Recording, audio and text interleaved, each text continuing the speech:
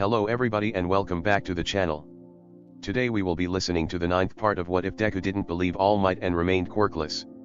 If you enjoy, please consider liking, commenting, and subscribing down below, and don't forget to hit that bell icon so you get notified when videos go live. Now, without further ado, let's get into the video. Chapter 17, Hey, you all like the All Might bashing, so here is them proving the point they aren't useless, smiley face, aka, the cavalry battle. Izuku passed the headband to Eureka as she tied it round her head. She looked down at her teammates. Handsome, she said. It was a question of preparation, and the inventor's response was insane, giggling at the concept of setting foot onto the stage. Midoriya, are you ready? Yes. Shinsu. Yeah. Awesome. We're going to rock this, she announced. Her hand punched the air as a sign of their awaiting victory. From the front, Shinsu smirked at her enthusiasm. That jetpack's gotta work first though, he drawled, even though it would take a heavy dose of bad luck to break it. Izuku had made sure of that days before the festival. The only potential way it could go wrong was if Eureka got caught up in another ceiling fiasco. That hadn't been tested. It had been in good nature. Midoriya was certain Hitachi had been teasing them. After all, to the hungry eyes watching them, it wasn't a quirk and therefore not reliable. May didn't get it. That precious baby is based off the Buster Hero, Airjet. I'll have you know it's perfectly reliable and almost a carbon copy. Are you implying I don't know what I'm doing? I do general education, boy, and don't you dare forget it. It can fly us short distances and the big companies are going to love us. The hero himself might even see and offer me to replace his quirk. Izuku sighed. This conversation had already happened twice, but the two couldn't make peace. Hatsum needed her babies to be seen while Shinsu reveled in the secrecy. Neither could win, so Eureka and Izuku had been forced to choose. In the end, May came first because she could ditch them at any time and still win. Heavens did not underestimate the prodigy, and neither did they. Shinsu hated their choice but respected it. The plan had been constructed so he could hide his quirk. Everything should run smoothly if none of the chess pieces did something they didn't expect. May, it's beautiful, but we need you to get the capture gun loaded, Izuku reminded her. He watched as she fiddled with machine and chucked it over to him. Midoriya gripped it in his left arm and dangled it there. His right hand held up Eureka's leg to ensure she didn't fall. So we weren't ready? Okako asked, gigging at the scowls all three of them gave her. What? Come on, in a real battle you aren't going to have time to bicker like children. We aren't fighting a real battle because no one really gets hurt. This is all a simulation, Izuku stated as Eureka dug her heels into his hand while shuffling around. Okako, that hurt. Whoops. She went back to being still while they awaited for the news that they could start to play. Midnight slammed the whip down and grinned. The cavalry battle begins now. Every team began to walk around, trying to get in coordination before the others. The first ones to attack had the element of surprise, the first hit. It was a shame that upon the first step Izuku gave out on the insane amount of weight that a failed support item carried. They all tumbled down to the ground at the one misstep. The headband rolled off of Eureka's forehead, making their 400 or so points knot. The four of them scrambled around desperate to find it before someone realized. Everyone was ignoring them in favor of charging at Todoroki and his team of horses. Once they were surrounded in chaos, Izuku sat up and shook his head. I'm so sorry, guys. He began to bawl his eyes out while causing a successful commotion on the field. In the very middle was a general education kid who refused to move. His teammates had abandoned him. Some people took the kick them while they're down mentality. They had to climb over others in order to win this event. Everyone already was. As if he was a villain, they sent a kick into his spine. The kid's feet moved him other until he was nearing the outside. Izuku felt heat rise in his whole body as the team stopped what they were doing to watch him do the worm through their legs. His body flapped about as he failed at doing the gymnastic movements, eventually going straight for wiggling through with his whole body. The concrete was surprisingly easy too. He didn't stop until he was successfully through. At which point another headband had vanished. Midoriya peered up, seeing a jet of fog. He creeped past the group before their unknown quirks could attack him. It couldn't be long now that they realized their headband wasn't on their head. Whether or not they'd link it back to him wasn't something he was willing to find out. Midoriya dived in and out of groups. No one really paid attention to him as he snuck pulled any headbands he could find off of them. A few teams had taken the same tactic of hiding their headbands by turning them inside out. The number they had was already so large that they barely noticed one being slipped out from them. It was hilarious, he thought, how despite being trained to fight villains such a petty crime was unnoticed. He pocketed the headband knowing he'd have to get it to the girl sooner rather than later. They had found a way to do that as well. The last minute was essential. Waving it in the air in the moment was a red flag for their plan though. He couldn't risk putting them all at risk by realizing that knowledge. It wouldn't make things impossible but a damn lot harder. Especially when the only one of them who wasn't slipping through the cracks was Hatsum. Chaining her actions was like telling a kid to only look in a candy store. It was impossible. Instead, they let her do her thing. He could hear May screaming from here, and this baby is used to make you stay far out of the way of any potential enemies. Hatsum was having the time of her life. All of the support company's eyes were on her. She could feel them cling at her skin while they praise her for her genius. It had only taken 3 minutes and she must already have a sponsor. Thank the heavens that Midoriya understood her and the lust to be seen. He had jumped to give her a chance, even taking one of her most experimental babies. She had hit the jackpot when he stormed into her support room a week or two ago. Unlike all of these kids here who couldn't see technology. They were all so concerned about quirks that they yelled and called cheater at the mere brilliance of her babies. It was exactly what she wanted. She could see it a mile away, how she was pulling them in with her advertisements. Baby number 52 works best when on slippery surfaces. If you're like them. She pointed to where a collection of 1B boys slipped over the acid Mina had created. They make you hover, meaning you can both glide and run in the air. Perfect for when friction is working against you. She stopped trailing Pinky to stand back in the middle of the arena. While everyone stared in awe of her development, she looked around searching for the next victim. One had to be nearby, practically begging to become her puppet. It was like her own advertisement. May could picture it now. Everyone running around while she pulled up the metal pole to propel herself in the air and avoiding the closest horse. Oh, she could see it. Hatsum Industries being announced all over the world on TVs. She could sponsor the UA Sports Festival. It would be perfect.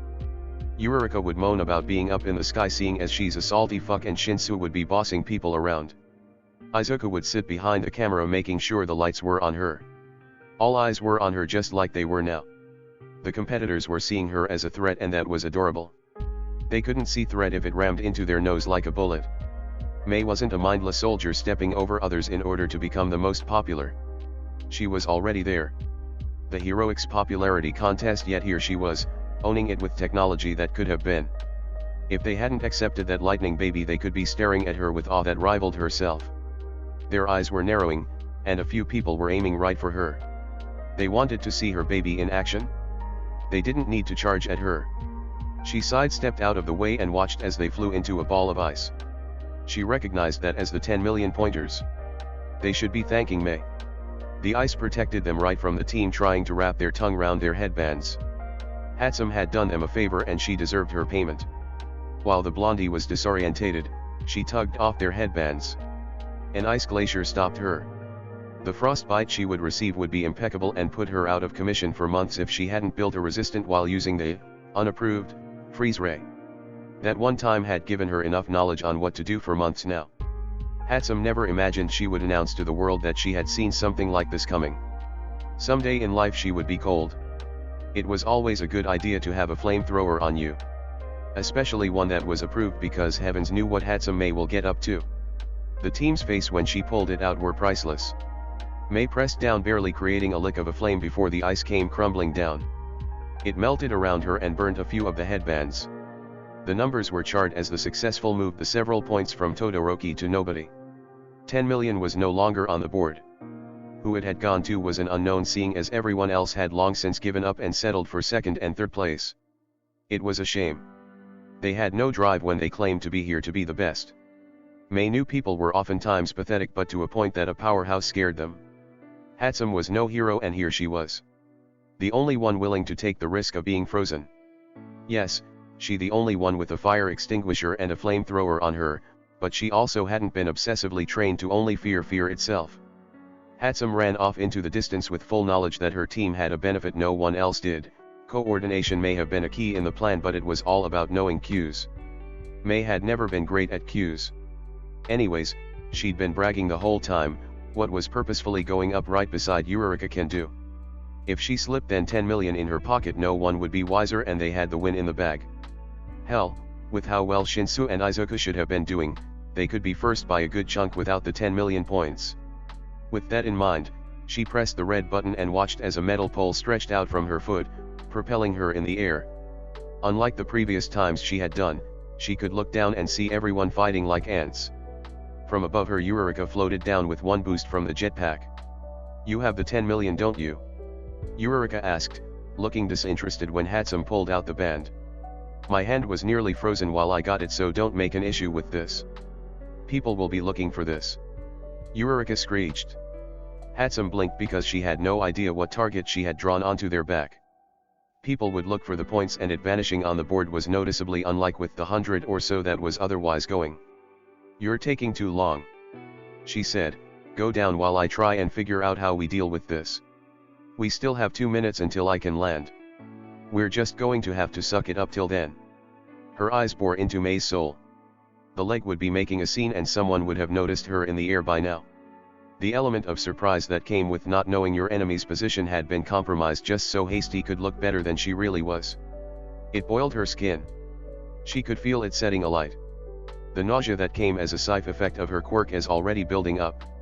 One more word and it'd be dispelled over the inventor. Hatsum had to go down so she didn't have to dodge. The jetpack couldn't have much longer left in it. Eureka couldn't waste it being forced to dodge an explosion her classmate would use to rise into the air. Hatsum seemed to get the cue for once. She let her leg retract in. Eureka pocketed the 10 million points and felt herself float away. She was reaching a dangerous height now that she would have expected the school to call quits. It would all be survivable if she landed it right. If not, then that was bad luck. She hoped UA would stop her before it came to that. They should do. Or she could just move herself closer to the roof of the stadium and land on that. In a worst case scenario that would work. With that in mind, she let herself continue to drift. Mentally she was tallying the points she had gathered on her own. When Midoriya got himself cornered earlier, she had slipped the points of the 1B Kids team. He had taken personal offense to Midoriya and spent the following few minutes chasing him around before he ran directly into Bakugo. That was a confrontation Eureka didn't want to see. Her heart reached for Izuku, knowing that the stands had to be catching onto his lack of a quirk by now. She hadn't seen any explicit anti-quirk posters, but people were calling for him to be disqualified for being smarter than the hero kids. Eureka couldn't do much of anything else though, other than pray he was as quick as he said he was. She continued to float away at her own pace. The game had increased drastically as they entered the final few minutes. The confusion of the missing million had been worked out. Word must have got out that Hatsum had gone and snatched it. For a support student, the concept that she had hacked in wasn't unexpected. What was trolled the most confusing factor was that everyone had accepted it was a dead end. Okako was high in the sky, but even she could see May paint herself as an easy target. She stood alone, and unlike Izuku or Shinsu, she made no attempt to hide it. If someone got closer, she would zap out of the way with one her babies. There was no reason for anyone to fear her, assuming they had the right quirk. She assumed the fear of the unknown was a controlling factor. Hatsum would know all of everything about them, but she was a wild card. Alone, she had snatched a headband from the most feared competitor on the board with no help. That would take skill, and Eureka knew she would also be scared out of her wits if she hadn't already had that squashed out of her. She could hear the girl screaming from where she was. Landing near her wasn't an option, people would notice. The clock read 1 minute, meaning she had to get down any second now unless she ran a risk of them being disqualified for not being a team. She continued to bob in the air, which made strategizing harder. The nausea was working itself in her brain, numbing her ability to plan accordingly. All of the odds were against her, and her position would be taken away from her as she got closer to obscuring present mix window. The man wouldn't peg her with stealth, instead deciding that an incident must have happened. She placed a finger on her lips to shut him up as she flipped upside down and watched their shocked expressions from the exact moment. There was no noise yet as they figured out what was happening.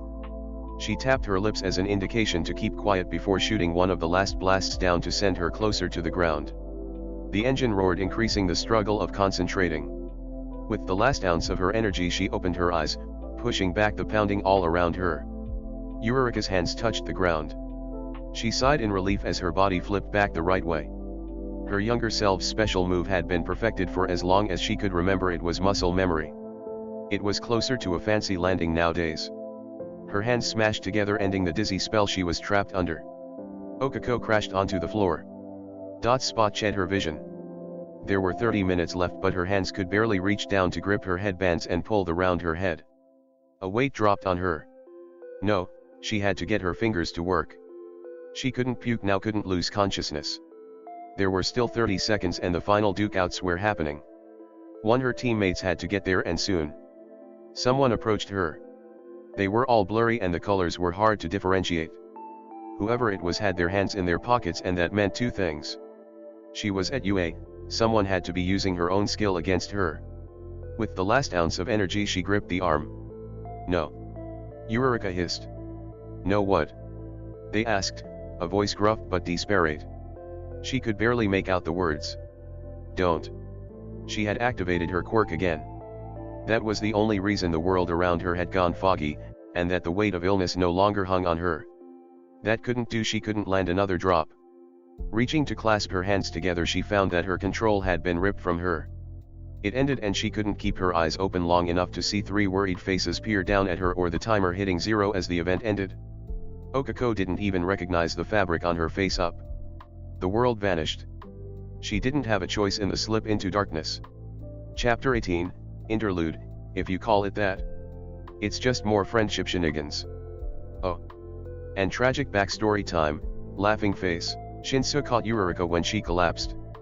He had no choice but to realize his hold over her unless he wanted to risk her never waking up. The board was showing up with the results, but Midnight wasn't there to read it out.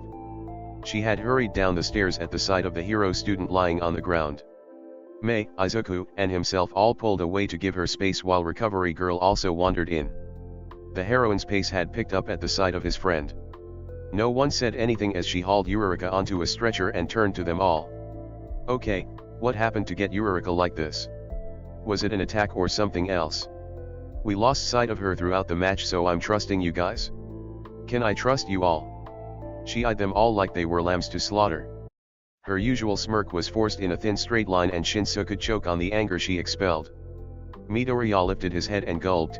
It was my idea. We had a plan that involved Eureka-san being airborne most of the round. I knew 15 minutes would be a stretch for her. I told her to go to the ground to not overuse her quirk. He looked over to the two, begging for them to back him up. Yes. Mei exclaimed as if she had ignored the reason they were speaking to the hero who could snap them all in half. He told her to land if it ever got bad. Izuku-kun actually suggested that she only floated for the first half, but Eureka-san insisted on it. Was that true? Midnight asked. It was the truth, but would she believe Shinsu if he told her so? Villains always covered for their friends. In those situations loyalty was a terrible thing. What if they took his loyalty to Izuku to twist whatever he said against him? Yue was meant to be different, but his friends weren't meant to be hurt in Yue, and he wasn't meant to have some reason as to why. He shuffled his feet and stared at his toes and nodded. Yeah, Mei wasn't lying. They had a row about it before he realized he couldn't stop Eureka from doing anything. I think it was a lack of communications on both parts. He chucked in for good measure. The resentment at them had oozed away, and hesitantly, Shinsu peered up. He didn't dare raise his chin until he could make out Nemuri's cheery smile. That's good to hear. I'll lecture her, or send Izawa too, on knowing her limits when she's awake. Until then, are one of you three okay with telling her if you placed or not? Yes. They chorused. Midnight grinned as she walked away. Her hands fiddled with the MICR phone before she exclaimed, Team Eureka hasn't been disqualified. Now who wants to hear the rankings? She threw her hand into the air, pressing for the crowds to get involved. There were screams of yes and cheers from people who just wanted to be involved. Shinsu flickered away from where they had crowded round before to face the board as the scores lit up again. In bold letters flashed the number 1. It faded and the camera flipped over to the three students all standing still. Midoriya was grinning at the camera while Mei was pointing towards her baby. Hitachi stared at the camera, unsure what to do other than stare. He didn't intend on being unsettling. It kind of just happened. In first place we have Team Eureka with 10 million, and the rest of the scores were lost on him. They passed him through the head. All that mattered in the end was who he fought tooth and nail for to be in the hero course. He could see the positions playing out as he looked at the winning teams. Points didn't matter because this was a team game and the final round didn't allow for teams. It would be an every man for himself. That didn't make the victory he had completed less important. The smile that graced Izuku's face was worth it. Shinsu wouldn't have taken any less than first if it didn't make his friend as happy as he was. Hatsum also grinned, but it took a smirker to no one. They weren't pleased because their message had gotten across. No, the two of them were able to move up and make their dreams a success. They started here. I know you're all excited. Midnight began to wrap up. The crowd booed at that, but she waved it away as if it were normal. But, our finalists need an hour or two to recuperate, and so do you. Spend this break making your bets, grabbing food and cheering on any family members down here until the next round starts. Of course, we also have our recreational events for those who haven't made it so far. If you're one of our winners for that, see Nizu at the end of the festival to claim your prize. She stepped away from the podium with that and walked off the stage. The crowd once again made a racket as he moved away, leaving the kids to shuffle to the canteen on their own. Shinsu followed the crowds where he lost Midoriya and Mei. He looked over his shoulder only to bump into a blonde hero kid. He staggered back from the two and apologized when he hit anyone. Sorry. Shinsu apologized, I was looking for my friends, I didn't mean to bump into you. The blonde nodded, it's fine. I actually do it a lot. Your friends won, right? I think they head off to the infirmary. He pointed in the direction of Recovery Girl's office, they should be there. Hitachi gripped his bag as he walked past the hero student, thanks, and... He hesitated before grinning, best of luck in the next round. Yeah. May the best man win. Izuku met Yurika in the hallways.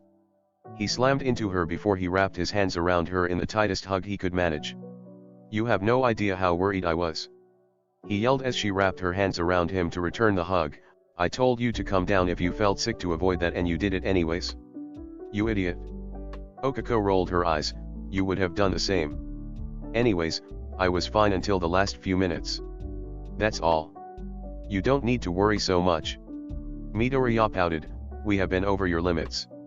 Don't you dare push them ever again in a non-training environment, or I will come and make you listen to me explain the dangers time and time again.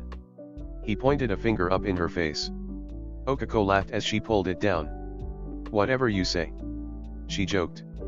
Izuku grinned and grabbed her hand. He dragged her down the hall. The recreational activities start soon, and honestly, they sound like ton of fun, and I want to use it as a chance to prove my worth, seeing as I won't be making the podium. I have a ton of things to show you. Especially the tasks. I have to go see Mei for one. In fact, I need to go see Mei fairly soon, and obviously you need to eat. So I thought Hitachi, you and I could all go and do the challenges, like get a civilian signature together. I don't really need to eat, and I don't know where Shinsu-kun has gone. I need to thank him for calming me down as well. Midoriya nodded, that's fair. Do you want to head to the canteen then? We could maybe meet up after the sports festival instead if that works better. It's important to rest yourself. Especially after quirk overuse. Yurika laughed, that sounds like a plan. Now stop mother henning me, Izuku-kun. I can't eat if we don't get moving. Like a deer in headlights, he nodded, right? I should have realized. Come on. I hope. Hitachi grabbed a table. Yurika could barely keep up with the energy her friend spilled out as he slid round on the floor in his trainers. She chased after him. Midoriya was a hyperpool of energy, and as much as she loved him, he really wasn't consistent. Don't overwork yourself, he says, then proceeds to make her run around the school like a headless chicken. She sighed as she broke out into a light jog to ensure she didn't lose him the halls of the school. Izuku would fail to notice until he reached the cafeteria, and that was a recipe for disaster Okako didn't want to happen. Wait up. She tried to screech, and God did she pray that her friend hadn't failed to hear her when he continued running. They were in the middle of a corridor, and she argued that you could crash into a wall like Midoriya had done so before. He didn't slow down until he reached the cafeteria though, which answered question perfectly well.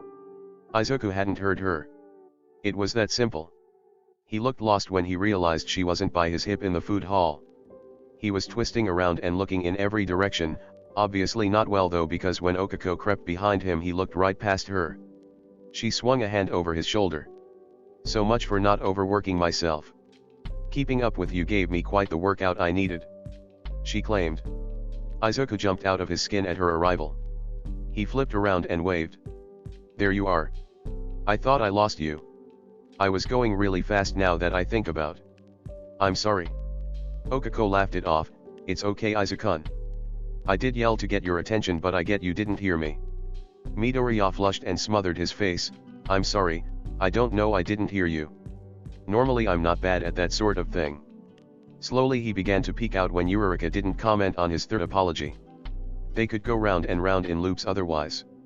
Eventually, he was fully out of his shell. His feet shuffled in the ground. She grabbed him and pulled him into the queue for food. You were the one preaching about food. We should decide what to get. I'm not craving anything in particular today. Well, you can always get chow mein. I haven't tried any of lunch rushes yet. I hope it's nice, otherwise that'd be a bummer. The two kept up their small talk as the spot moved up. Soon enough, they were at the front ordering and moving to their usual table. There sat Shinsu twisting the noodles he ordered round and round his chopsticks as he waited for them to be short enough that he could shove them in his mouth. Midoriya pulled his plate in beside him and jabbed his own chopsticks into the food. Is that hunger I am finally feeling from you? Shinsu teased. No, it's just hunger.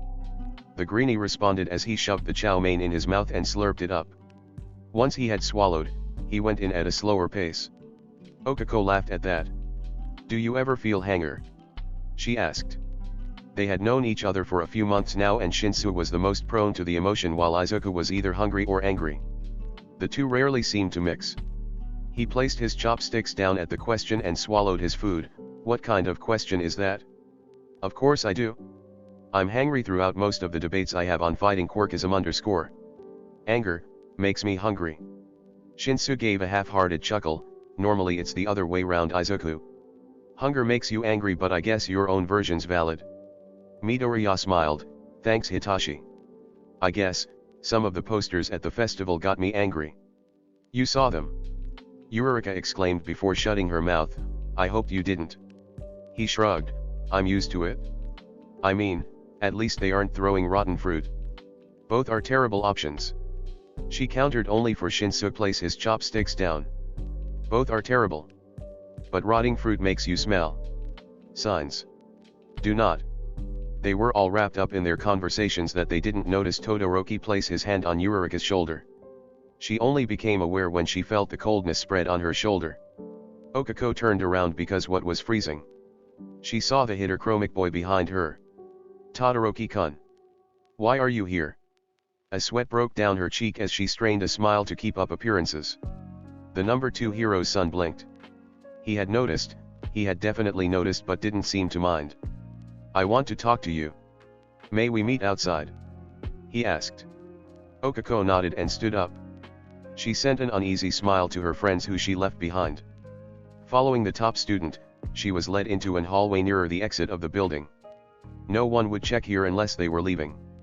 Heck, the walls were so thick no one would be able to overhear them unless they were round the corner. She didn't press nearer the wall. Instead, Eureka watched as he backed away from her. What did you want to talk to me about? She asked, moving back herself. Okako slouched against the wall, trying match his posture. He looked up. I may have made my declaration of war against Bakugo, but I shouldn't have underestimated you, and that was my downfall. Eureka tilted her head. It was a habit she assumed she had picked up from Midoriya. I haven't posed as a threat in any way. It was Bakugo who came second to you and gave you the run for your money. That doesn't mean you aren't a worthy opponent. It was your team that beat me and you who came 5th in the obstacle race despite it your quirk working against you. He pulled his hand out and clenched it. Your training is unlike Bakugo's. His is clearly self-done in a forest of sorts. You, however, have the same practice that I do. So I have to tell you. If All Might is training you, that makes you my biggest rival. Therefore, Eureka Okako, I will beat you without my fire. A pit of confusion opened in her stomach. Her mouth opened before she shut it again. Did she tell him about All Might being a terrible trainer or question his refusal to use his fire? She didn't even know he had fire. Was now her allocated time to realize that? How'd you know? She asked. God help her. There were too many things wrong with his previous statement she should be questioning instead. Not how he jumped to the logical conclusion that she was All Might's favorite. Todoroki pulled his fist down. Your quirk reflects that of Nana Shimura, a pro hero who trained All Might. She passed away just in time to birth you. It would make sense for All Might to raise you for his mentor. He clearly favors you in the training sessions, and despite the policy for teachers to treat students equally. She shuffled against the wall. Oh. Well, yes, All Might is training me, but not much. It mainly comes down to my friend Midoriya-kun. He's the reason I'm so good at my control. Then maybe you do not understand why I would refuse to use my fire, Todoroki said. He began to walk away from the area before Uraraka spoke. Help me understand then. He stopped in his tracks and asked, do you know what a quirk marriage is? And she instantly made a guess at what she had leapt into. With effort, she shook her head. I've heard of them. Good. That makes this easier to explain. Todoroki stayed put, in my memories. I can't remember my mother smiling. Izuku rushed off to Mei soon after Uraraka had vanished with Todoroki. He shoved his plate in the bin and sped off to reach the support workshop before he was late. Shinsu waved at him from the table before he went back to eating his noodles. He shouted, I'll see you in time for the next round, before his friend was out of earshot.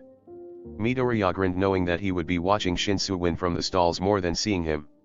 For any chance for that not to happen, he pushed the door to the support department open, where he was instantly bombarded by Hatsume. She turned around and grinned. Izuku didn't hold back his own grin as he closed the door.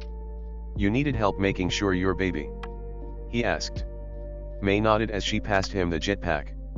Try it on then. She ordered, handing it over to him in an instant.